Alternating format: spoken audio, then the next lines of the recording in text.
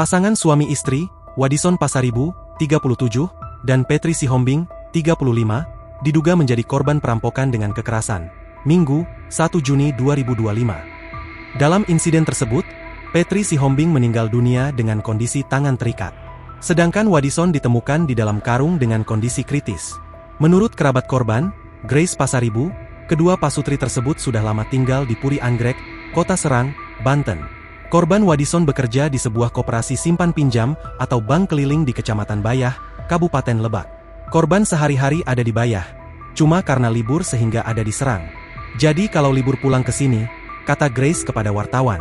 Tak hanya itu, korban juga memiliki kontrakan di lingkungan Puri Anggrek. Sedangkan Petri Sihombing, 35, istri korban merupakan ibu rumah tangga yang menghuni rumah di Puri Anggrek Serang Blok G10 nomor 11. Anaknya 2, yang besar perempuan.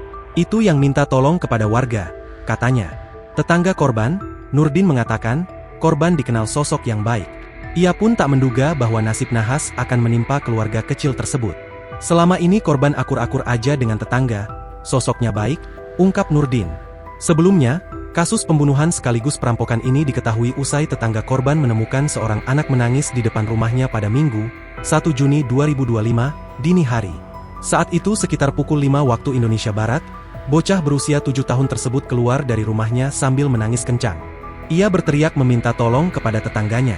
Tetangga korban bernama Jensen Pasaribu, 57, yang lokasi rumahnya berseberangan dengan rumah korban keluar dari rumah dan mendekati sang anak yang meminta tolong. Ternyata ibunya bernama Petri Sihombing, 35, telah tewas. Sedangkan ayahnya bernama Wadison Pasaribu, 37, diikat dalam karung.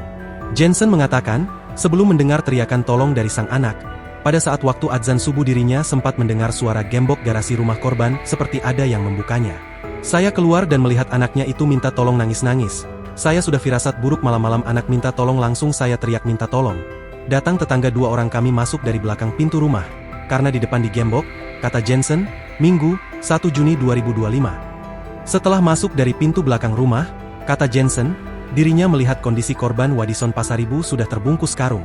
Kemudian, lanjut Jensen, dirinya mengecek bagian kamar tidur dan menemukan korban dalam keadaan tengkurap dengan tangan diikat. Sebelum peristiwa itu terjadi, kata Jensen, dirinya tidak mendengar keributan atau sesuatu yang mencurigakan. Download Tribun X sekarang, menghadirkan lokal menjadi Indonesia.